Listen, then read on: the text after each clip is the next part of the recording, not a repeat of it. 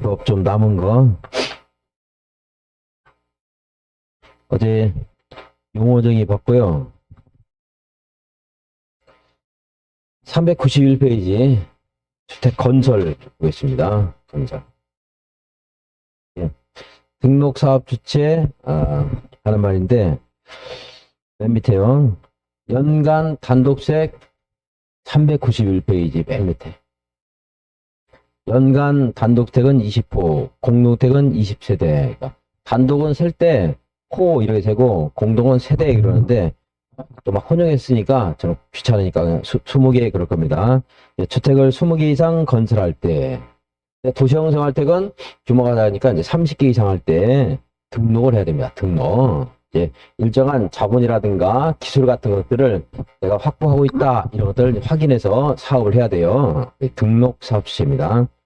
대지는 연간 1만 제곱미터 이상 조성할 때 누구한테 등록한다고 되죠? 자, 이게 등록해야 된다. 창문 일부러 여셨어요? 거기 또 미세먼지가 너무 많고 약간 날씨도 그렇게 포근하진 않네요. 아직은.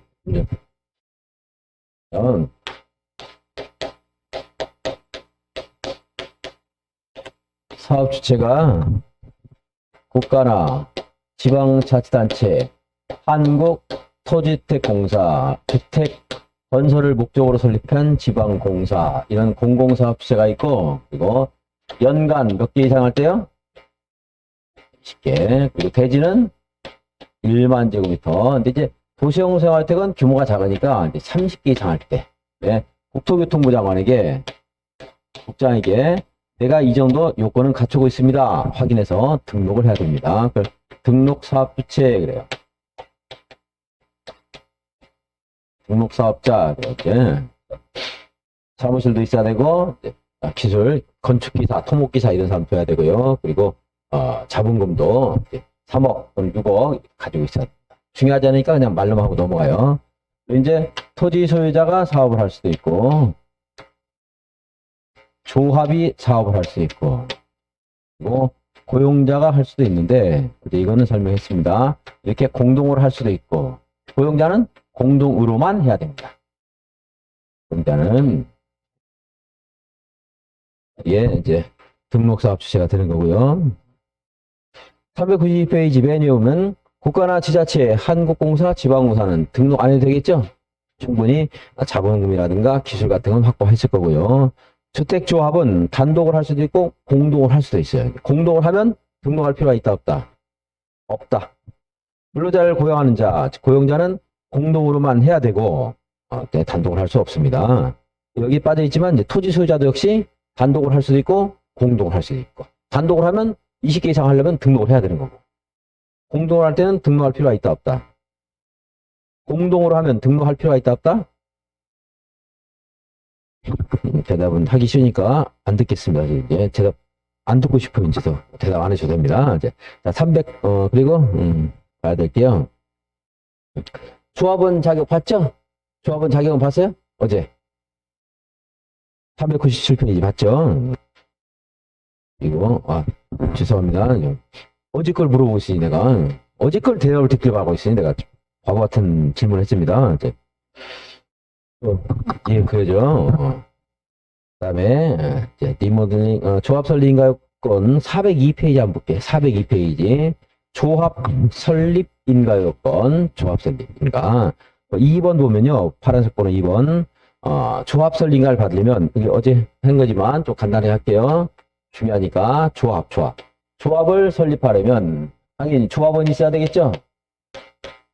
조합원이 하늘에 뚝 떨어지는 게 아니니까 조합원 모집 해야 됩니다. 조합원 모집도 그냥 막 하는 게 아니고 이거 신고해야 돼요. 시장 군수구청장에게 신고해야 돼요. 모집 신고. 그리고 이제 일정한 요건을 갖추면 조합 설립 인가를 받을 수가 있는데 이제 조합 설립 인가 요건은 앞으로 이제 주택을 건설해서 이걸 조합원들에게 공급하는 게 주택조합이죠. 일반 분양하는 게 아니고 물론 남은 게 있으면 일반 분양합니다. 그래서 이제 설립 인가를 받고 사업 계획 승인을 받고 그리고 이제 착공을 합니다. 착공하면 일정한 요건을 갖추면 이제 분양 입주자 모집을 할 수가 있어요. 물론 입주자 모집하려면 승인 받아야 됩니다. 입주자 모집 승인을 받고 그리고 나서 이제 공사했으니까 공사가 끝나면 사용 검사를 받아요. 사용 검사 받고 입주 이렇게 하겠죠. 이제 입주자 모집 승인을 받고 입주자를 모집하는데 이게 사업을 변경하는 사람이 물론 조합원들은 사업계획 승인 받으면 이제 입주자로 선정된 지위 분양권이 나오는 거고 일반 분양의 경우는 여기서 이제 다시 공급계약을 체결해야지 분양권이 나옵니다. 이들과 사업주체인 A하고 공급계약을 체결했어요. 공급계약 체결하면 이 사람들을 그때부터 뭐라고 한다고요? 입주자로 선정된 지위로 하신다. 계약 체결했으니까 될이 아니고 내가 입주자 저축 증서만 가지고 있어요. 그러면 입주자로 선정될 가능성이 있는 거지만 이건 입주자로 선정된 지위로 한다. 입주자로 선정된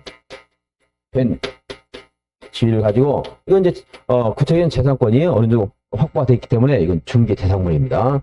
입주자로 선정될 지위 이것은 중개 대상물이 아니에요. 이제 분양권 말하는 거고요. 이제 절차가 진행되는데 앞으로 이제 주택을 건설하겠다는 이곳에서 이 정도의 주택을 건설하겠습니다. 300세대를 건설하겠습니다. 그럼 앞으로 건설 예정 세대수의 조합원이 50%는 돼야 돼요. 150명 있어야 됩니다. 150명. 근데 30세대 하겠습니다. 그래도 20명은 돼야 돼요. 최소한 조합원 몇 명이 돼야 돼요? 20명 돼야 돼요. 그리고 조합설 인가를 받으려면 주택 건설하는 대지의 80%의 사용 권한을 확보해야 돼. 사용 권한. 그리고 적어도 15%의 소유권은 있어야 돼. 이거는 사용 승낙서라든가 지상권 이런 걸 될 수 있지만 소유권은 15%는 소유권을 가져야 됩니다. 이렇게 해서 조합설 인가를 받는데 저는 이제 조합원 모집할 때는 신고만 하면 됐었는데 그러다 보니까 우후죽순 생겨서 피해보는 사람이 너무 많았어요. 성공 확률이 5%도 안 되는 거야. 끝날 때까지 제대로 안 돼. 그러니까 얘네들이 조합원을 모집하고 싶으면 이제는 적어도 책임과 있게 사용권은 50%를 확보해라. 이거 확보해서 이제 조합원 모집하는 사람들은 지금 발기인이다. 그래서 발기인에게 책임을 지우는 게 최소. 저는 그냥 마구잡이로 했는데 지금 준비를 좀 갖춘 다음에 조합원 모집하라는 겁니다. 이게 사용권은 해야 되고. 신고할 때 그런 거 이제 설립 인가 받으려면 얼마 받아야 돼요? 리모델링 주택조합은 이런 게 있어요, 없어요? 리모델링 주택조합은 이게 있어요, 없어요? 없습니다. 이미 주택 건설된 것을 다시 고치는 거예요. 얘는 이제 법인인데 법인은 인가 받으면 성립합니까? 등기해야 성립합니까? 등기해야 돼. 근데 얘네들은 이제 지역조합과 직장조합은 여기 지역조합과 직장조합은 아직은 이제 법인이 아닙니다. 그래서 인가받으면 성립해요. 인가받으면 독립한다 이 말이에요. 우리가 언제 독립했죠?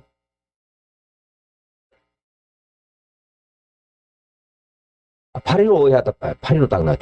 독립. 우리나라가 언제 독립했냐고. 80%, 15% 가져야 됩니다. 자, 이제 인가 요건이에요.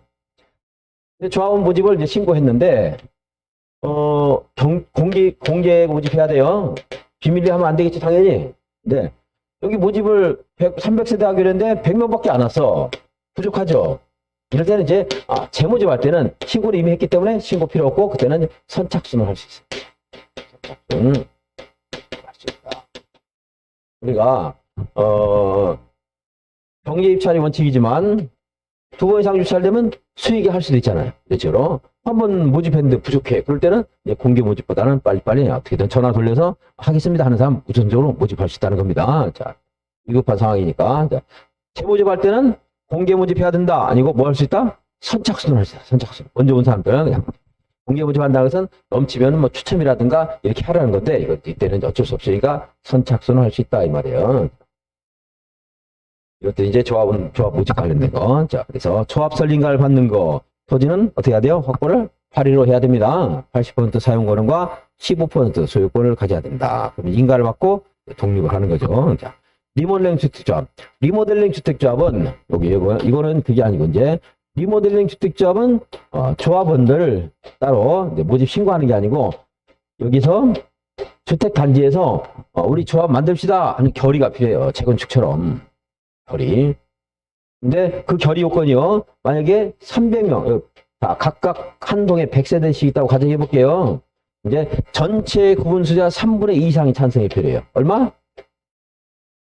의결권은 전용 면적에 비례해서 의결권이 있는 건데 전용 면적 똑같다고 가정할게요. 그냥 똑같으면 의결권도 3분의 2입니다. 어쨌든 뭐 달라도 어쨌든 의결권 3분의 2요. 자, 네, 여기는 구분 소유자 및 의결권 3분의 2 이렇게 돼 있어요. 왜냐하면 숫자가 똑같기 때문에 만약에 구분 소유자는 4분의 3, 의결권은 3분의 2면 구분 소유자 4분의 3 및 의결권 3분의 2 이렇게 할 건데 어차피 3분의 2니까 구분 소유자 및 의결권 3분의 2 이렇게 되는 거예요. 이제 우리가 이제 도시활법이나 정비법에서는 앞뒤 숫자가 다르니까 각각 불러줬었는데 같으니까. 근데 여러분들 그래서 구분 소유자 의결권 안 읽고 그냥 구분 소유자 이렇게만 읽어도 된다 이 말이에요. 자, 얼마가 찬성해야지 조합을 만들 수 있어? 전체 구분 소유자 3분의 2.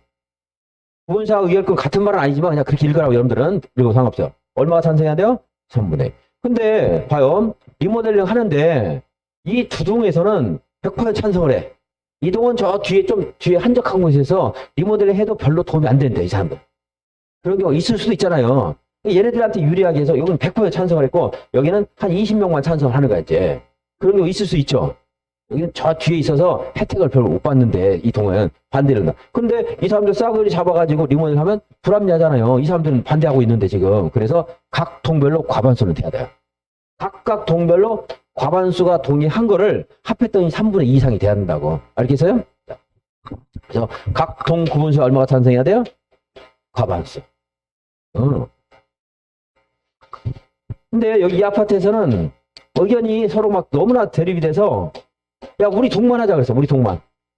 다른 사람 안 되겠다. 우리 동만 하자 그랬어. 그러면 그 동에 얼마가 찬성해야 조합 만들겠어요?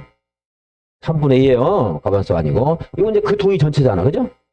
그 동에 이게 지금 뭐 만들었죠? 조합 만드는 거 조합 만들었다고 해서 바로 리모델링 하는 게 아니고 조합은 경비도 그러니까 조합총회에서 말한 대로 경비도 징수를 해야 될 것이고 준비를 해야 되겠죠? 시공자도 선정하고. 그래서 이제 준비가 다 되면 다시 리모델링을 할 때 리모델링 허가를 받아야 돼요. 다시 그때는 이제 리모델링은 진짜 여기는 준비 단계고 여기 이제 허가 받을 때 이때는 또 거기서 마음 변한 사람 있을 수 있고 또 반대하는 사람 있을 수 있습니다. 아직은 조합만 만든 거예요. 3분의 가지고 안 됩니다. 왜냐하면 리모델링 할 때는 여기 있는 사람들 90세대가 있으면 60명이 찬성해도 나머지 30명도 다 건물이 또 그러니까 다 리모델링 개선을 해야 되기 때문에 리모델링 허가할 때는 3분의 가지고 안 되고 이제 4분의 3이 찬성해요. 전체 구분사 의결권 얼마? 4분의 3. 각 동별 얼마? 그죠? 과반수로 하는 게 맞잖아요, 원래. 여기서 각동 과반수 했잖아. 근데 여기는 50%라고 했어. 왜냐면 제가 주택법을 분수를 전부 퍼센트로 바꿨다는 말 했죠? 그거를 75%로 바꿔놨어요. 그러면서 이 법을 바꾸는 놈이 뭔가 이상했던 거야. 75% 과반수니까 좀 뭔가 안 어울려서 이것도 그냥 50으로 하자 이렇게 한 거지. 앞뒤를 모르고. 이게 법조문이 서로 멀리 떨어져 있어요. 가까이 붙어 있으면 아마 이걸 판원도 그렇게 실수를 안 했을 거예요. 여기 과반수라고 했을 텐데 떨어지니까 75%인데 과반수 이거 퍼센트로 할까? 이거 한 거지. 과반수하고 50%는 다른 말이죠. 얘가 조금 완화된 겁니다. 조금이나 완화된 거죠. 그러니까 여기 있는 요건보다도 강화하거나 적어도 같아야 되는데 얘 이거를 자꾸 완화한 거예요. 왜냐하면 퍼센트로 바꾸는 작업하다가 실수한 거야. 이게 바로 옆에 조문에 있으면 그런 실수를 덜 했을 텐데 서로 멀리 떨어져 있어요. 그래서 제가 리모델링 허가할 때 전체 얼마 찬성이 필요해요? 75%. 각 동별로 얼마는 확보를 해야 돼? 50%. 조금 말이 잘못된 거예요. 이것은. 이미 저 과반수 됐는데 뭐 이건 별 의미도 없죠. 그래서 보시고 그게 402페이지 몇 미니트 있습니다. 단지 전체 할 때는 각 동별 구분사 의결권 과반수의 결의와 단지 전체 구분수자 의결권 3분의 2 이상의 결의가 필요하다. 맨 밑에 리모델링 할 때 리모델링 결의 시 리모델링 허가 신청할 때 이러면 되는데 좀 이상해. 리모델링 결의 해놨네. 리모델링 허가를 신청하려면 각 동별 구분사람 의결권 50% 이상의 동의와 단지 전체 구분사람 의결권 각 75% 이상의 동의를 받아야 된다. 보시고 다음 페이지. 근데 한 동만 리모델링 하고 싶대. 한 동. 아까 한 동만 조합 만들어서 그 동만 리모델링 허가를 받고 싶대. 그러면 그 동에 얼마? 75%가 찬성하면 되겠죠. 자.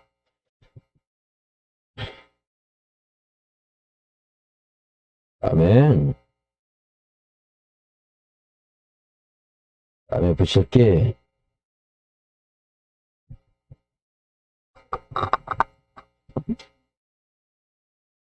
419페이지 사업계획 승인. 419페이지 사업계획 승인. 네. 책을 잘못 갖고 왔어요?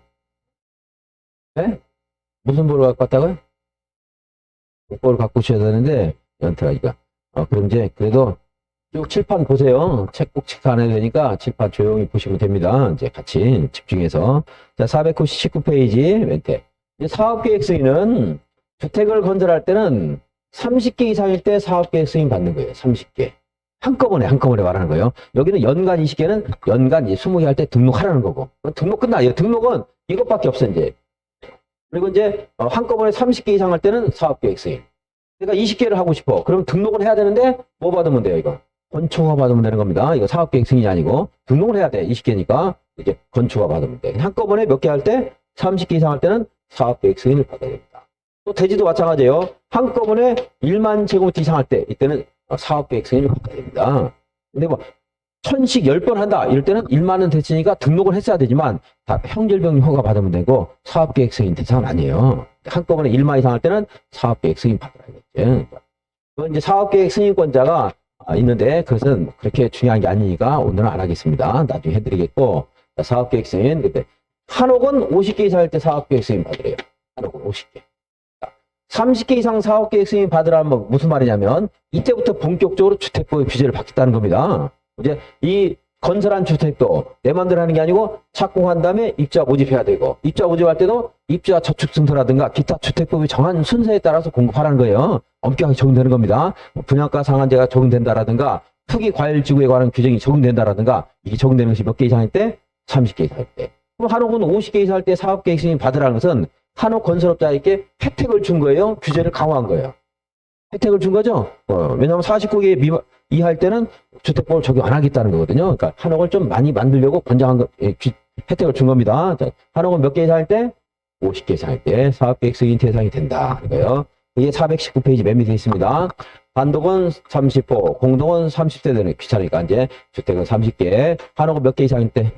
50개. 그 밑, 다음의 경우는 50개로 한다 해가지고 그 밑에 맨 밑에 한옥 해놨어요. 한옥 써있죠? 50개입니다. 그다음에 이제 420페이지 420페이지에서 공동택 됐고 30개로 해결했으니까 됐고 그다음에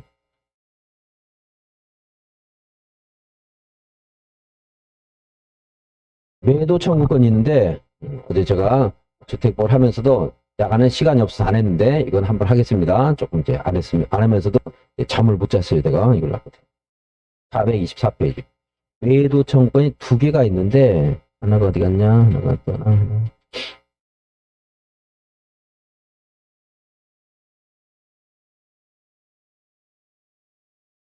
우선 여기부터 합시다. 매도 청구권. 424페이지.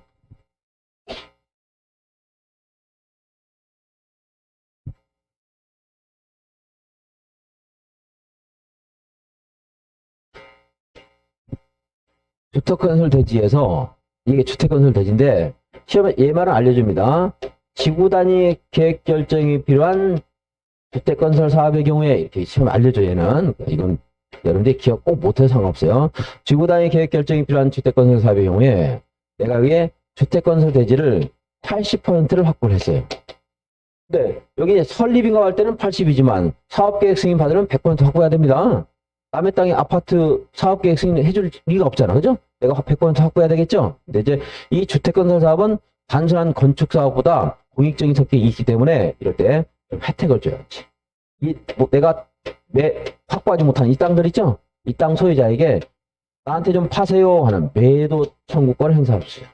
매도 청구 형성권입니다. 요건이 있어요. 80%까지만 확보한 사람의 경우는 여기 있는 사람에게 매도 청구할 때 여기 있는 사람 중에 만약에 지구 단위 계획 결정한 날부터 10년 그 이전부터 소유한 자에게는 매도 청구 못해요. 10년 안 된 사람한테만 매도 청구할 수 있어요. 근데 이 사람이 사업 주체가 95%를 확보했대. 95%. 그럼 여기 있는 사람들이 10년 전이든 100년 전이든 토백이 뭐 대대손손 물려받은 사람도 매도 청구의 대상이 돼요. 내가 95%를 확보했습니다. 그럼 확보하지 못한 모든 대지 소유자에게 매도 청구할 수 있고 95 미만 80 이상 확보했어요. 내가 만약 90% 확보했다. 85 확보했다. 그럴 때는 어떻게 할 수 있어? 지구 단위 계획 결정일로부터 얼마 이전부터 소유한 자에게 매도 청구 못해요. 10년 그 이전 소유한 사람에게 매도 청구 못한다. 못한다는 사람, 못하는 걸 내가 할 수 있는 사람하고 말을 바꾸려고 했더니 말이 좀 안 맞아요. 어려워요, 그 말이. 그래서 내가 그냥 이건 원문대로 하겠습니다. 저는 이제 법에 있는 말들을 좀 풀어가지고 말을 해주는 편인데, 이거는 이제 할 수 있는 사람도 그냥 말을 바꾸려면 되게 어려워요, 문장 자체가. 자, 누구한테는 매도 청구 못해요? 지구 단위 계획 결정 고시로부터 10년 그 이전부터 소유한 자에게는 매도 청구 못합니다. 이걸 기억하셔야 되겠고, 자, 매도 청구하기 전에 제가 국토계획부에서 그런 말 했는데 분명히 도움되기 때문에 한 건데 우리나라는 사회적 시장적 질서 그랬습니다. 그죠? 이걸 강제로 뺏어오는 것은 약간 사회주의 원리가 적용된 거야. 근데 우리는 사회주의가 원칙이다, 시장주의가 원칙이다. 자유주의, 자본주의, 시장주의가 원칙이라고 했습니다. 그래서 매도 청구권은 이제 수용은 아니지만 강제로 하는 거죠. 그 전에 협의를 해야 돼요. 협의가 안 되면 매도 청구하는 거예요. 그죠? 또 약간 강제력 있는 거죠, 매도 청구가. 그래서 협의를 하는 게 원칙이다. 그래서 매도 청구를 행사하기 전에 3개월 이상 협의를 해야 돼요, 협의가 안 되면 이제 감정가격으로 매도 청구. 시가로 매도 청구를 하는 거예요. 지금 시가로. 혹시 여기에 이 사람이 건축물을 가지고 있어. 이거 매도 청구의 대상이 될까요, 안 될까요? 된다. 달팽이가 아니면 지고 갈 수 없다고 했죠? 또 매도 청구해서. 사실은 이걸 권리라기보다 이것도 사줘야 된다 이 말이겠죠. 그죠? 그래서 건축물도 매도 청구의 대상이 된다 하는 것이 이 내용이지. 이 숫자도 기억해야 되겠고 3개월 협의한다는 거, 매매가 협의한다는 것, 그리고 건축물도 대상이 된다는 거 기억하시면 되겠습니다.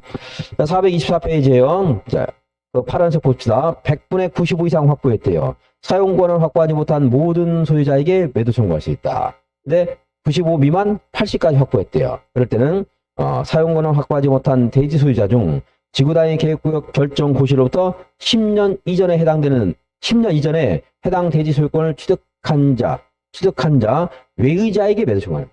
이 사람은 제외한 자에게 매도 청구하는. 제외한 자.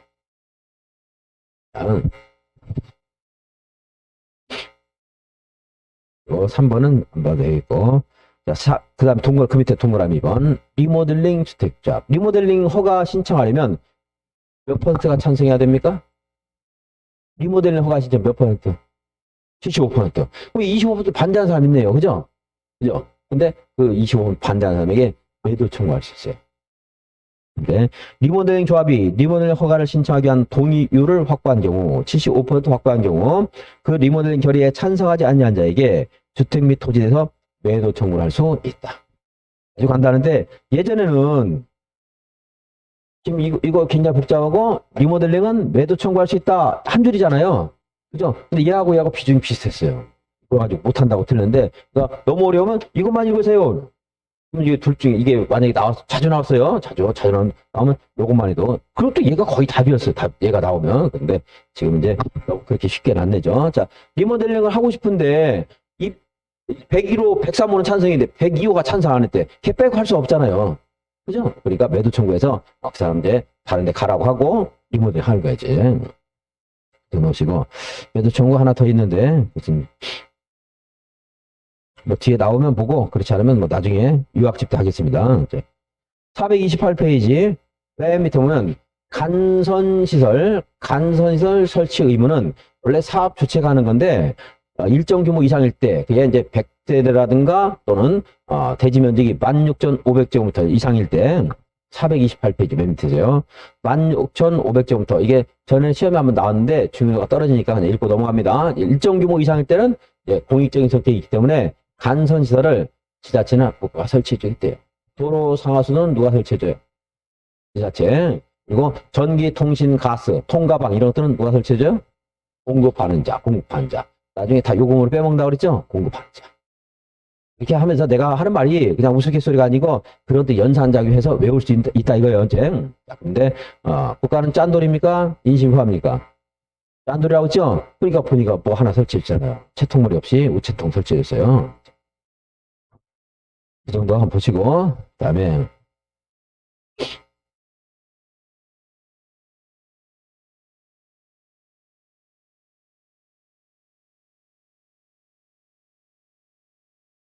요약집 때 조금 추가할 게 있긴 있는데 오늘 전체 절차를 잡는 걸로 좀 위주로 강의를 해드리겠습니다. 시간이 좀 부족하니까. 네, 주택 상환사채 한번 보겠습니다. 447페이지.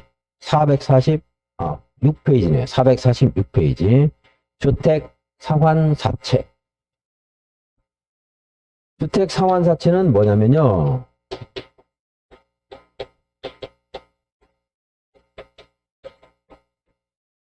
여기 있는 사업주체가 사업주체 중에 어떤 자가 발행할 수 있는데 발행 자격은 한국토지주택공사나 등록사업자, 법인인 등록사업자만 발행할 수 있습니다. 그런데 이걸 발행해서 이제 여기 있는 가불병정 주택을 공급받고 싶은 사람들이 이걸 매입을 해요. 미리 매입해서 나중에 이 한국공사나 등록사업자가 이런 대지를 확보해서 사업계획 승인 받으면 이제 일반적인 공급계약 체결하는 게 아니고 이걸 매입한 사람들하고 공급계약 체결할 수 있는 거예요. 그러니까 이걸 매입하려고 그러면 주택 규모에 따라서 그 주택에 입주할 수 있는 자격을 갖춘 사람만 가능한 겁니다. 아무나 하는 게 아니고. 그래서 만약에 300세대를 모집하는데 1순위자가 300명, 2순위자가 1000명 왔어. 그래도 이 사람들이 다 우선적으로 매입할 수 있는 거예요. 아무나 매입하는 게 아니고. 따라서 입주자 저축증서, 우선권 이거 양도할 수 있어요, 없어요? 팔아먹을 수 있어요, 없어요? 못 팔아먹어요? 1순위자가 자기 없는 날 파는 거 안 됩니다. 입자. 그럼 주택 상환사채는 팔 수 있어요, 없어요? 안 된다 이 말이에요. 이것도 입자 저축증서와 똑같은 역할을 가지고 있는 거죠. 주택 상환사채를 양도하거나 또는 입자 저축증서를 양도하는 것은 공급질서 교란 행위에 해당되기 때문에 형사처벌 대상이에요. 그런 것들 중개하는 것도 형사처벌입니다. 이거는 3년 징역에 처할 수 있거든요. 그러니까 중개사가 이거 거래를 중개하는 것도 3년이에요. 중개사법에 나옵니다. 금지되는 그런 양도할 수 없는 증서를 양도하는 것을 중개하는 행위는 3년이에요. 3년. 근데 자기가 직접 거래하거나 쌍방대리하는 것은 1년인데 이건 금지되는 거잖아. 금지. 중개 대상물을 중개를 업으래. 몇 년이에요, 징역? 1년이에요. 중개 대상물이잖아. 중개 대상물. 얘는 중개 대상물 돼 안 돼? 안 되는 걸 하니까 더 형사 엄격하고. 빵을 팔으면 안 되는데 빵을 팔았대. 그 1년인데 마약을 파는 안 되는데 마약을 팔았대. 근데 그것은 3년이 되는 거지. 이건 아예 절대 금지되는 건데 이거 중개했으니까 3년. 이거 직접 거래는 완전 금지되는 게 아닌 것들 자기 중개사면 안 되는 건데 그죠 1년이고 이건 누구나 안 되는 거니까 이걸 중개하면 3년이고 중개사법 많이 나옵니다. 그래서 이 공법을 공부하면서 제가 말할 때 살짝 지금은 여러분 잘 모를 수 있겠지만 중개사법도 그러니까 나중에 그렇게 하면 1년짜리 3년짜리 공부하는데 좀 도움이 될 수 있어요. 이제. 또 전매제한. 전매제한은 절대적으로 금지되는 거죠?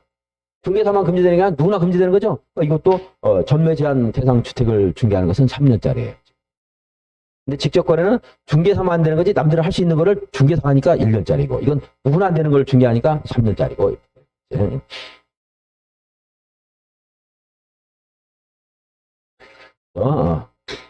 주택 상환 사채 양도할 수 있다 없다? 원칙적으로 없다. 예외는 있긴 있습니다만은 이 사채는 주택 상환 사채는 이걸 가지고 기억합니다. 제가 도시개발채권 누가 발행한다고 했어요? 시도지사 이렇게 배웠죠? 이것도 주택 상환 사채 여기 사 들어간 애들 한번 찾아볼게요. 사 들어간 애들 한번 찾아봐요. 등록사업자 한국토지주택공사 지방공사 있죠? 근데 얘는 못하고 얘하고 얘만 발행합니다. 사 들어간 애 둘만 발행해요. 근데 이걸 발행했더니 돈만 받아먹고 튀었어. 그럴 수도 있죠? 그래서 지급보증을 받아야 되는데 한국공사 지급보증 받는다 안 받는다? 안 받아요. 그리고 이걸 발행하면 이걸 가지고서 빨리 토지를 매입해서 주택을 건설해서 이제 착공한 다음에 공급계약을 체결해줘야 됩니다. 빨리빨리 진행해야 되겠죠? 그래서 공급계약을 체결할 때까지 3년을 초과하면 안 됩니다. 돈만 받아먹고 공사를 그 사업 절차를 너무 되게 더디게 하면 안 돼요. 자, 그래서 주택 상환사의 상환 기간은 몇 년을 초과할 수 없다? 3년을 초과할 수 없다. 이제 공급계약 체결하는 데까지를 상환 기간이라고 말을 합니다. 3년을 초과할 수 없다 하는 거죠. 이거 기명식이에요, 무기명식이에요? 기명식이죠. 뭐만 무기명식이라고 써요? 도시는 무서워서 도시개발채권만 무기명을 할 수 있다 그랬죠? 거기서 공부했다면 이거 기명식이라는 건 아실 수 있을 겁니다. 그리고 이것은 이제 예산 문제가 아니고, 뭐 돈은 돈이지만 주택 건설과 관련된 거죠. 주택 건설은 담당 부서가 어디예요? 국토교통부. 그래서 발행자, 한국토주택공사와 등록사업자는 주택으로 상환하는 사채를 발행할 수 있는데, 그때 어디 갔어? 국장이 승인받는 게 어디 갔냐? 다음 페이지 3번에 있습니다. 주택 상환 사채 발행할 때는 발행 계획을 수립하여 누구한테 승인받는다? 국장에게 승인받는다. 그 밑에 4번에서 동그라미 4번 주택 상환 사채는 무슨 증권이다? 기명증권을 한다. 자, 바로 그 밑에 양바로 2번 주택 상환 사채 상환 기한은 몇 년을 초과할 수 없다?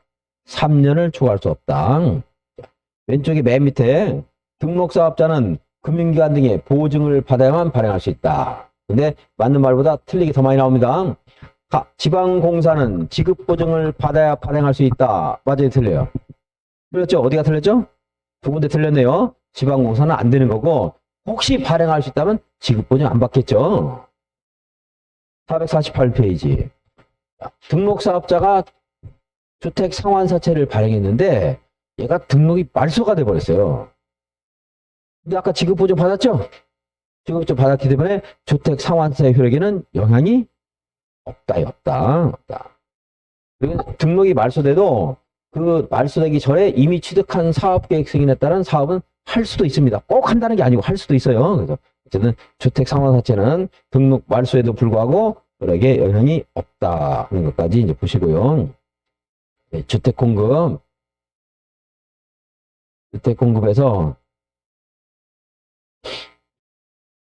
452페이지 보시면 맨 위에 양괄호 1번에 입주자 모집 공고 승인하는 말 있죠? 사업 주체는 입주자를 모집할 때는 시장 군수 구청장의 승인을 받는다. 시장점, 군수점, 구청장 이거는 별별 시장 군수 구청장을 줄인 말인데 몰라도 상관없고요. 그냥 참고상에 말했어요. 근데 요거는 제외한다는 말인데요. 괄호에 입주자 모집 공고 승인할 때 공공주택사업자는 제외한다 그랬죠? 이제 국지 한방 이런 애들을 공공주택사업자 그래요. 50초 이런 애들을 공공주택사업자 그런다. 걔네들은 입주자 모집할 때 승인받을 필요가 있다 없다? 없다요. 그리고 그 말이 어디 갔냐? 빠졌냐? 나중에 뭐 요약 좀 해드리겠지만 복리시설은 승인 안 받아도 됩니다.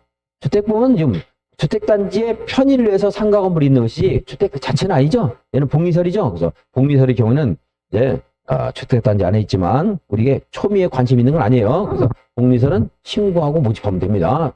상가 건물 분양할 때 신고하면 된다. 주택 분양할 때는 승인을 받아야 되고요. 승인. 이제 455페이지 분양가 상한제 있는데 오늘 이제 분양가 상한제 투기 과열지구 조정 대상 지역은 한꺼번에 정리해서 공부할 게 있기 때문에 요약집에서 한꺼번에 좀 하는 게 있고 따로 할 게 있고 한꺼번에 할 게 있습니다. 다만 간단한 거 몇 개만 볼게요. 455페이지 분양가 상한제 네모를 보면은 네모 안에 보면 무슨 택지? 공공택지는 자동 적용. 그리고 그 밑에 1번, 2번도 자동 적용인데 이것은 이제 시험에 안 나올 겁니다. 그리고 동그라미 3번 누가 지정해서 고시한다고 했어요? 국장이 지정 고시한 적도 분양가 상한제 적용됩니다. 그리고 1번, 2번이 최근에 도입됐는데 이것도 개정될 가능성도 있고요. 시험에 안 나와요 분명히. 자, 그러니까 공공택지는 분양가 상한제 자동 적용. 그리고 국장이 지정하는 지역. 그 밑에 분양가 상한제 적용 대회 하는 말 있어요? 그럼 그 다음 페이지 있는데 거기에 원래는 3개였었는데 6개로 늘어났어요. 근데 이제 2개만 보겠습니다. 2개. 맨 위에 1번 무슨 주택? 고시형성주택. 이거 분양가 상한제 적용을 안 했습니다. 안 해서 원룸 소형주택 같은 거 안 했습니다. 가격이 막 천정부지로 뜁니까 안 뜁니까? 안 뛰어요. 별로 관심이 없어 사람들이. 도시형 생활태가 규제를 안 하는 거예요. 어차피 규제할 필요가 없으니까 관심 없어요. 별로. 소형주택 단지형 연립 단지형 다세대예요. 아파트가 아니에요. 이거는 도시형 생활택이잖아. 물론 이제 소형주택은 아파트일 수도 있지만 관심이 없어요. 우리들 이런 거 뭐 싸구려 관심 없단 말이야. 그러니까 도시형 생활택은 싸서 규제 안 하고 싸서 어차피 싸니까. 또 하나인데 대응되는 겁니다. 굉장히 비싸게 받아먹어도 된다는 것이 하나 있어요. 3번이에요. 3번. 관광특구 등에서 관광단지나 관광특구에서 몇 층 이상? 50층 이상. 이거예요? 이거나예요? 이거나 몇 미터 이상? 150m 이상 공동택은 분양가 상한제를 적용 안 해요. 그래서 부산 해운대가 관광특구인데 여기서 아파트를 49층짜리를 지었어. 근데 높이가 140m예요. 분양가 상한제 적용됩니까? 안 됩니까? 됩니다. 돼. 50층 이상 이거나 150m 이상이어야 되니까. 근데 49층인데 151m예요. 분양가 상한제 적용돼야 안 돼요? 안 된다 이 말 안 된다. 나중에 이 숫자를 알았다가도 된다 안 된다가 착각할 수 있기 때문에 제가 그냥 비싸게 받아먹어라 이렇게 말했고 하나는 싸다 이렇게 말한 거예요. 이제 그러니까 아주 초고층입니다. 비싸게 받아먹어도 돼요. 점대 두고 그래서 둘 중 하나 선택적인 겁니다. 45층인데 160m예요. 분양가 상한제 적용됩니까 안 됩니까? 안 된다. 비싸게 받아먹어라. 나중에 된다 안 된다 살짝 헷갈릴 수 있어요. 비싸게 받아먹어. 그리고 이제 다른 나머지 것들은 여러분 기억 안 해도 있고 특히나 도시형 생활주택은요 학계론에서 나올 수도 있습니다. 분양가 상한제 적용 안 되는 거 이제 공법에서 이제 문제가 최소한 한 문제 아니면 두 문제 학계론에 나오는데 이런 데가 나올 수 있어요. 이제 주택 정책, 부동산 정책 분야에서 나올 수 있어요. 이제. 그리고 분양가 상한제 적용 지역 지정 요건도 또 이제 사실 한 B급 정도의 그런 중요도가 있었는데 지금은 양이 많아졌고 좀 현 정부에서는 안 낼 거라고 믿고요. 그리고 너무 복잡했으니까 과거에 있었던 거 좀 중요도가 살짝 떨어진다고 생각하는 것들은 좀 빼겠습니다. 제가 이제 지정 절차나 해제 절차 같은 것들은 분양가 상한제, 투기 과열지구, 조정 대상지역이 공통적으로 적용되어 있기 때문에 요약집에서 한꺼번에 제가 요약집 소개해 놓으면서 한꺼번에 강의를 해줄게요. 이제. 그리고 462페이지 맨 밑에 보면 투기 과열지구 지정이 있어. 투기 과열지구 지정할 때 국장은 시도지사의 의견을 듣고 지정해야 되고요. 시도지사는 국장과 협의를 하라고 했어요. 누가 더 높은 사람입니까? 우리가 일반적으로 여러분 반이 국토교통부장 하나 할래? 경북도지사 할래? 그럼 뭐 합니까? 국장 하신다고요? 그러실 수 있는데 저 같으면 도지사입니다. 도지사. 장관 10명으로 안 바꿔요. 도지사. 훨씬 파워가 센데 그래서 옛날에 그런 게 있었어요. 서울시장은 행정안전부 소속이거든요. 그죠? 그때는 내무부 소속이에요. 내무부 장관이 훨씬 높지. 서울시장보다. 꼼짝 못하죠. 그래서 국무회의를 가면 장관들이 이제 국무회의 있고 대통령이 있고 장관들도 있고 서울시장은 여기 조그만 이런 의자 이보다 좁은 의자 여러분 앉은 것보다 더 불편한 의자 하나 줬어요. 여기 앉아 쪼그리고 앉아가지고 이제 조금 꼼짝도 못하고 있었습니다. 근데 이제 지방자치가 실시되면서 조순시장이 당선이 됐어요. 근데 지방자치단체의 특별시장은 굉장히 위상이 높습니다. 근데 국무회의를 따갔더니 어쩔 수 없이 그동안 관행이 작은 의자밖에 없는 거예요. 이제 여러분이 지금 대기업 회장님이 됐는데 이 자리밖에 없는 거야. 나한테 강의 듣는데 여기 앉아서 강의를 듣는 거야. 지금 좀 격이 달라졌는데 그래가지고 이게 문제가 이제 어떻게 할 것인가 뉴스에 나오고 그랬어요. 이런 해프니까 훨씬 낫죠. 장관은 또 금방 잘리기도 하고 정치적이죠. 할 일도. 근데 이제 토지 관할에 있어서는 이제 장관은 대통령의 명을 받는 거니까 대통령의 이제 중앙정부에 귀속되니까 장관한테 이렇게 이런 말 드는 거죠. 어쨌든 장관이 높긴 높죠. 토지 관할에 있어서는. 그래서 국장은 시도지사 의견만 듣는데 시도지사는 의견 듣고 흘리는 게 아니고 협의를 해야 돼. 협의. 투기 관리로 지정하려면. 금방 읽었지만 주어를 바꾸면 또 여러분들 또 헷갈립니다. 그래서 자꾸 저하고 얘기를 해야 된다고요. 시도지사가 투기 과열 지구를 지정할 수 있어요, 없어요? 있다. 지금 봤죠? 국장과 협의해서 지정하라고 할 수 있습니다. 자. 나중에 틀리니까 또 제가 뭐 나중에 이제 투시도 막 이런 말 하요 이제. 투시도 뭐예요? 시도이사는 투기 가지고 지정할 수 있다. 이거 이런 단어들 하고 투시도가 뭔가도 설명하고 그럽니다. 이제 까먹지 말라고. 분양가 상한제는 시도이사가 지정할 수 있다 없다? 없다죠? 없으니까 제가 투시도 이렇게 설명하지. 분양가 상한제 적용하면 이런 게 암기팀이 안 되겠죠? 조정 대상 지역은 국장이 정합니까? 시도이사가 정합니까? 국장이 정합니다. 시도이사는 이거밖에 안 돼. 투기 가지고 이거밖에 안 돼. 이것도 이제 지정하는 절차라든가 해제하는 절차는 한꺼번에 하도록 하겠고요. 465페이지는 조정 대상 지역은 딱 지정권 정합해요. 그리고 지정 절차와 해제 절차는 어차피 똑같아. 공통입니다. 조정 대상 지역은 안 나올 거고요. 과거 정부도 안 나오고 이번 정부도 안 나오고 할 거라고 저는 믿고요. 그래서 얘는 시도이사가 못 정하고 누가 정한다? 또 국장이 정한다. 공통적인 것만 공부가 넘어요. 특히나 조정 대상 지역은. 있고 그다음에 이제 460페이지, 467페이지, 467페이지에 전매행위 제한이죠. 전매행위 제한. 분양가 상한제, 우리 분양권은 전매할 수 있다고 했죠? 근데 이제 투기과열지구나 조정 대상 지역 같은 데는 분양권 전매가 제한되고, 분양가 상한제 적용택도 분양권이 전매가 제한되는 거지. 거기서 제한되는 거지, 분양권은 전매할 수 없다. 그럼 틀린 말이죠? 근데 이제 그 전매 제한 기간 중에 전매한 행위도 3년 징역이고, 그 행위를 우리가 중개해도 3년 징역이에요. 우리 33조 1항 2항에 중개 행위가 우리가 중개사가 해서는 안 되는 행위들이 있는데 그 1항에서 1년짜리가 있고 3년짜리가 있어요. 네? 여기서도 금지하는 것들은 중개하게 되면 몇 년짜리라고요? 3년짜리.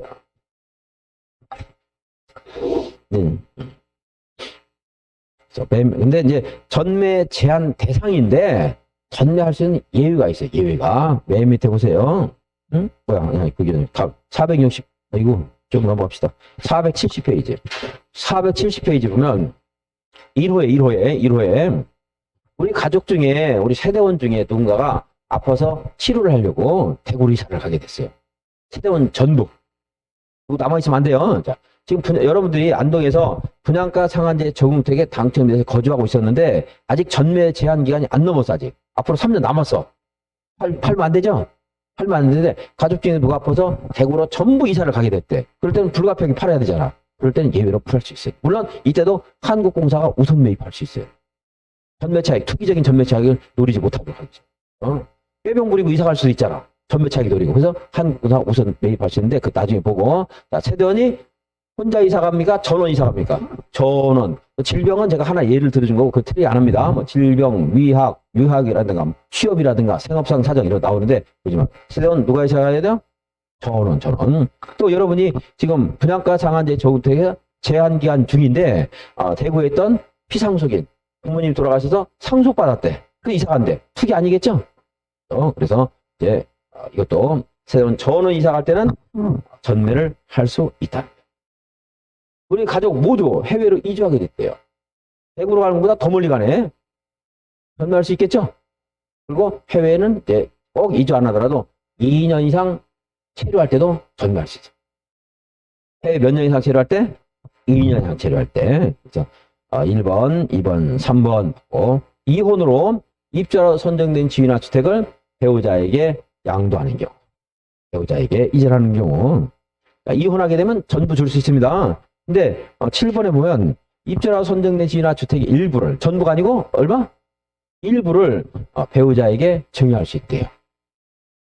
그러니까 집을 뺏어오고 싶으면 집을 완전히 엎어버려야 돼요. 밥상만 엎으면 일부밖에 못 받아요. 부부싸움을 했는데 밥상만 엎어서 그러면 일부만 받고 완전히 집안이 뒤흔들어놨어. 그럴 때는 전부 받을 수 있어. 이혼일 때는 전부 양도받을 수 있고 배우자에게 증여하는 것은 전부 일부 기억하세요. 오늘 그 정도만 보시고 그 밑에 있네요. 한번 봅시다. 파란색 번호 2번에 양관 1번. 분양가 상한제 적용주택을 공급받는 자가 전매할 수 있는 그런 요건에 해당된다 하더라도 한국공사가 우선 매입할 수 있어요. 만약에 전매 차익이 5억이에요. 그러면 이제 위장이 아니죠. 뭐 그 돈을 이제 전매해가지고 대구로 이사갈 수도 있잖아. 아프다는 핑계로 하지 말고, 그죠? 그러니까 한국공사가 우선 매입할 수 있다는 거지. 그다음에 472페이지 한번 보세요. 472페이지에 공급질서 교란행위 하는 말 있어요. 이제 공급질서 교란행위. 분양권은 전매할 수 있는데 분양권을 취득할 수 있는 앞에 있는 자격 뭐였어요 이거? 입주자 저축증서 그리고 주택상환사채 조합원으로서 주택을 공급받을 수 있는 지위. 내가 안동에 6개월 살았고 85제곱미터 이하의 주택 하나 가지고 있어. 조합원이 될 수 있죠? 지역조합원이 될 수 있잖아. 그런 자격을 남한테 팔아. 이러면 안 된다 이 말이에요. 조합원으로서 주택을 공급할 수 있는 지위. 아직 공급계약을 체결한 게 아니잖아요. 분양권을 취득한 게 아니죠. 그 사전에 있는 우선적인 자격은 팔면 안 돼. 무허가건물이 있는데 주택을 건설한 적에 건물이 있었는데 그 건물을 철거하면서 그 사람 우선권 줄 수 있어요. 그럼 또 팔면 안 돼. 공급계약 체결하면 팔아도 돼. 조합원은 사업계획 승인 받으면 팔아도 돼. 사업계획 승인 받으면 그때 분양권이 나오는 거거든. 조합원들은 이미 조합원으로 가입하는 순간 공급계약 유사한 것을 체결한 거잖아 지금. 그죠? 그러니까 사업계획 승인 받으면 바로 이제 입자로 선정된 지위가 되는 거고 조합원들은 일반인들은 여기 공급계약 체결해야지 분양권이 나오는 건데 어쨌든 분양권은 팔아야 되는데 분양권이 아직 안 된 것들은 팔면 돼 안 돼요? 안 돼요. 그 신분이에요. 개인의 신분, 자격. 그래서 봅시다. 취지를 자꾸 생각하면서 보시면은 이게 아니고 이게 어딨냐면 474페이지입니다. 474페이지에 맨 밑에 있는 네모 보시죠. 네모. 자, 1번. 주택조합 설립에 따라 주택을 공급받을 수 있는 지위. 조합원으로서 주택을 공급받을 수 있는. 그래서 받을 수 있는 그래서. 받을 수 있는. 이것은, 이제 양도하면 안 됩니다. 주택 상환사채. 아직, 공급을 받을 수 있는 거지 공급받은 건 아니죠? 입주자 저축증서. 그리고 무허가건물 확인서, 건물 철거 예정 증명서, 건물 철거 확인서. 여기는 건물 철거, 무허가건물 이런 정도만 읽으세요. 자, 이게 뭐라고요? 이런 것들을 확인하게 되면 우선 분양권을 우선적인 입주자가 될 수 있는 자격이 있다는 겁니다. 네. 공급계약 체결하고 나면 팔아야 되는데 아직 그 전이야. 그 전 단계. 양도하면 된다, 안 된다. 안 된다. 그 사람이 안쓰러워서 국가적 차원에 대우를 해준 건데 국가 유공자 자격 이런 거 팔면 되겠어, 안 되겠어? 안 될 거 아니겠어요. 이것도 약간 비슷한 거예요. 서민적칭. 그리고 이번에도 공공사업을 한 이주 대책에 대해서 이주 주택을 공급할 수 있는 지위, 이주 대책 대상자로서의 지위 이런 것들 팔면 돼야 안 돼요? 안 된다 이 말이에요. 자, 상속 받을 수 있어요, 없어요? 상속 받을 수 있어요, 없어요? 상속은 다 된다. 뭐만 안 된다고요? 민법에서 합유지분. 그건 공동 사업을 위한 것이기 때문에 상속이 안 돼요, 여기서는. 그리고 건축법을 보겠습니다. 여러분들 또 이제 정신건강에 뭘 위해서 10분을 쉬어요? 정신건강 안전을 위해서 몇 분을 쉬어야 돼요? 10분. 안전이나 10분의 1. 자, 10분만 쉬다 합시다.